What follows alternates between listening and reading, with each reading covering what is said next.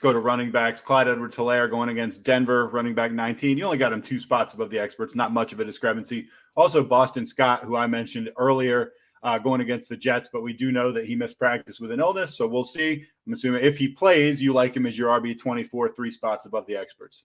Yep, 100%. CEH, right off injury, 70% of the workload. Denver, pretty decent defense all around, but they can be had. They can be run on. They've been better since they lost Von Miller, by the way.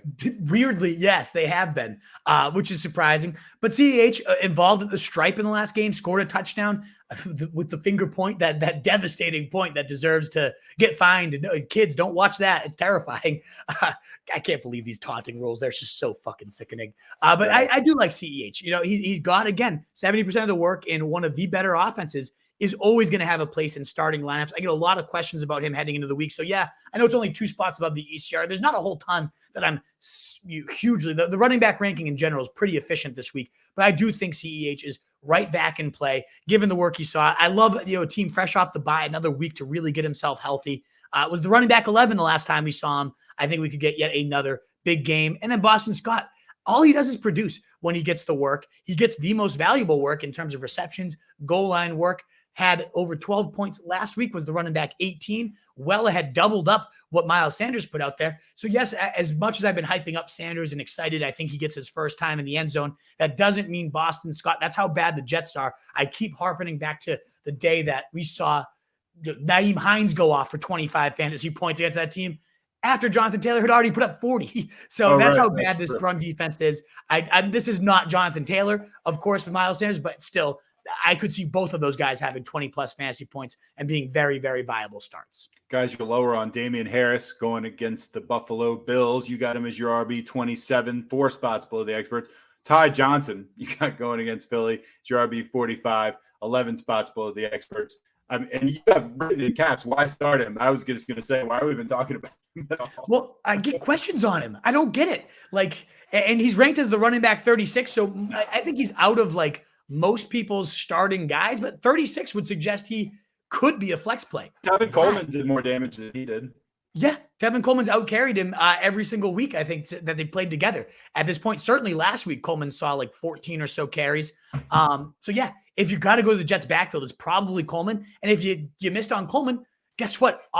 What's his name? Walter was his last name, I believe, if I'm not mistaken. It was Walter or something. But also, if you're in a situation where you have to go to the Jets backfield, with Michael Carter out, what have you done? What has happened to you? Yeah, right. Exactly.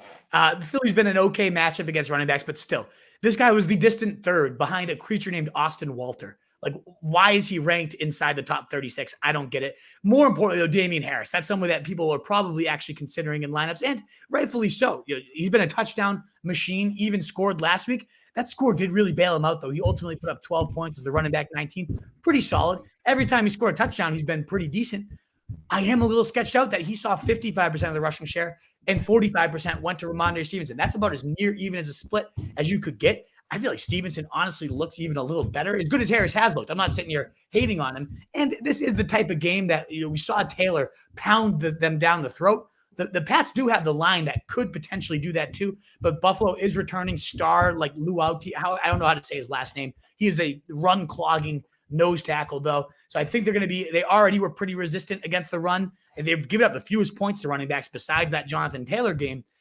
I'm a little bit nervous that the way these guys nibble their cheese, that you're going to get more often that 7-point week, running back 30 we saw a couple weeks ago, and that was against Atlanta, one of the softest matchups. You had a tougher matchup on paper with a timeshare backfield, and Bolden's back involved as a receiver. It's something for me that I'm going to avoid if I can. Yeah, Hail Marys. I actually like this first one quite a bit. Matt Breida against New England, 37% rostered.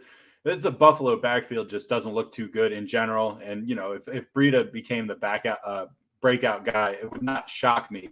But also not shock me if nobody did. And it was just kind of the Josh Allen running show. Also, we talked about Rex Burkhead before. Possibly he's about to get an increase in carry because David Johnson may or may not be sick. He's only 8% rostered. So if you want Burkhead, you could probably get a piece. Yeah, exactly. Breida, of course, my preferred option, but I always like to toss in somebody that's under 10% rostered when we're talking Hail Marys. First, though, looking at Breida, he's been the lead running back in terms of fantasy points for 3 straight weeks for Buffalo, to the point they actually made Zach Moss a healthy scratch last week. 17, 7, and 13 points for Breida, running back 11, 28, and 17 in that span. That is solid. The guy is explosive as he's ever been. I've always just been a huge Breida fan as a player. Big talent, in my opinion, and he's kind of a perfect fit for this offense, given how explosive he is in space. Like Singletary is not. He's slow. He's a bit sluggish. He churns. He falls forward, and I like that. But for his size, you'd think Singletary would be more explosive. Breida definitely brings that different gear, a much more dangerous weapon. And the Pats have not been great at covering speedy little backs with those slow linebackers. I think Breida could have himself one of those wheel routes that just gets deep against this defense. So definitely in play as a Hail Mary. And then, Burkhead, it's just a bet on volume. He saw the most work last week, saw the most work the week before. Did he do much with it? No. Is it dangerous to bet on volume? Of course, that's what happened with Tony fucking Jones just a week ago. But the matchup's not bad. Indy, they're pretty good linebacking core, but they have given up a fair amount of receptions. So if David Johnson misses time, it will be all Rex Burkhead. Again, that might still only lead to 6 points, but at 8% rostered, what more are you hoping for than a handful of carries? Like, let's be real. Right. Must watches. Is Eli Mitchell going to be the receiving back with Hasty returning? That's a good question. I mean, I could see it. I would be kind of disappointed if he wasn't, but I mean, it would fit with what they've done earlier in the year. But man, imagine if he becomes like kind of a 3-down guy. He could be like a top 3 dude the rest of the year. Also, Gibson without McKissick, Javonte if Melvin Gordon sits. Wow. And also interested in Tony Pollard's role tonight. I'm interested. Yeah, there's been lots of rumblings they might reduce Zeke's role. He's had that bone bruise going on his knee. Of course, Jerry Jones comes out and says, like, no, we're going to increase his touches. Like, we would never bench this guy or never rest him. I mean, whatever. Like, the stupidity of that type of comment is ridiculous because Pollard is more explosive, better. Every time he touches the ball, he pops off way more than Zeke. It's a hampered Zeke. Zeke was flying around early in the year, but it's clear he does not bring nearly what to the table that a healthy Tony Pollard is right now. So I'd love to see that role get increased as it did on Thanksgiving night. We saw 15 total fantasy points, found the end zone on that rushing score, 4 catches, 10 carries. Like, we get another 14 to 15 touches against the Saints, we could have another big Tony Pollard day. So I think he's well worth considering tonight. Let us know if you have any Tony Pollard style questions for your lineups.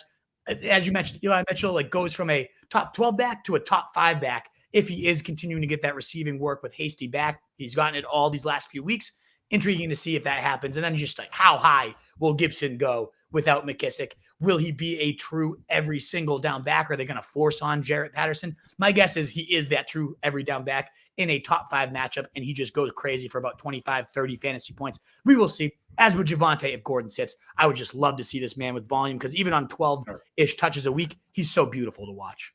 All right, we got to hustle because we got a ton of questions, and I know a lot of them are about the actual game. So let's go. What is up, you fantasy wolf? Thanks so much for tuning in. If you haven't already, share your thoughts in the comments, check out some more videos, and join the newest Wolfpack by subscribing below.